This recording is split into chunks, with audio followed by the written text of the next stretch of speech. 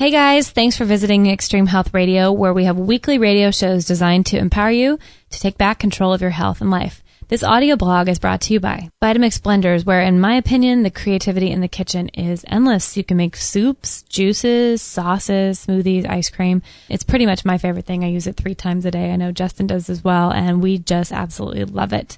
If you're interested in saving $30, you can go through our link at extremehealthradio.com/Vitamix, and it's also in our store if you'd like to check that out. All right, let's get going to the article. Today's blog is titled, "You Won't Believe Why Waking Up at 5 a.m. is So Worth It." Feel Good Project Day 7. So I am very proud to announce that I am officially getting less wimpy at getting my blood drawn. Yay! I've had quite a few needles stuck in me this past year, and I feel like I am starting to resemble a pincushion, and at least now I have empathy for those poor things. That would suck. No, just kidding. It's not been that bad. However, for somebody who is not a big fan of blood or needles, now that I really think of it, I don't know many people who actually are fans of those things. I have most certainly overcome this in the past year. I am super happy to be able to check that fear off my list. It's really amazing to me what you start to become more comfortable with when you're suddenly faced with the possibility of a far more serious illness, and bravery just seems to kick it into high gear, and we're able to get exactly what we need, it seems like, in any given situation, and given just enough to make it through. Mostly now, I believe that we seem to find courage in ourselves that we never even dreamed existed. All right, back to today. So I had to get blood tests done this morning at 7. And about every 3 to 4 months, we are checking up on my pancreatic levels, along with the liver and kidney function, amongst a few other fun sprinkled tests thrown in for fun. And I'm also looking forward to reporting how those turn out. Either way, whatever, I'm okay with it all. But my body temperature always seems to run super cold, and when I get cold and nervous together, the blood seems to be a lot harder to get out of me. So I set the alarm this morning for 5 a.m. so I would have plenty of time, a full 40 minutes, to give myself a good sauna session. And how's that for warming up? And I also did a mini rebound session to get the good old blood flowing. I thought that these were good ideas, as I did this the last time that I had to give, I think, about 12 vials. And it worked really well, so I thought, why mess with a good thing, right? I probably drank about close to 2 gallons of water as well in preparation for the draw today. And it was a miracle that my kidneys didn't just wash right out of my body. I have never been so hydrated. I seriously felt so good. I felt toasty warm, and I felt utmost prepared for this day. So I turned on Enya in the car. I love that. It's so peaceful as I drove, and had a super beautiful morning to myself. I pulled up to an empty parking lot, as I was probably about 40 minutes earlier than everyone else, because I had to make sure I was the first in line. The last time was a 3-hour wait, if you can even believe that. So I turned off the engine, turned off all the music, sat in my car super peacefully, and I decided to just spend the next few minutes doing affirmations about my health and the upcoming tests. I leaned my seat back and closed my eyes and just began talking out loud to my liver, telling it it was happy, whole, and perfect. I even had a chat with my good old pancreas, thanking her for the most beautiful job she's done thus far, and reminding her that she was perfect, whole, and loved as well.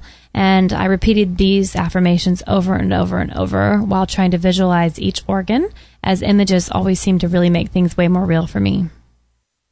After about 10 minutes or so, upon opening my eyes, I was seriously greeted by the most amazing sunrise, and it was shining in my side mirror, and it was just so golden and so happy, and it was just so perfect.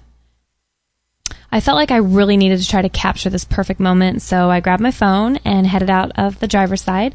I probably walked about 30 feet across the parking lot to try to grab the best angle of the sunrise. And so many times I feel like sunrise and sunset pictures are never truly captured in the way that they're felt and experienced by the viewer in the moment. But I thought I had to try, as it all just seemed way too perfect not to. I snapped a couple photos and then headed back into the warm car, where I decided to put the picture up on Instagram, which was more about having proof that I actually am capable of still getting up before the sunrise these days. Doesn't happen very often. So after it posted, I noticed a strange discoloration in this picture, an odd shape and color in the photo, and I found it kind of strange because, I don't know, the thought of the rays cutting through the trees was so cool anyway, Who cares if the photo wasn't perfect? I thought I would just post it anyway, even though the funky discoloration happened in that picture. But I was the first one to get my blood drawn, which was super satisfying.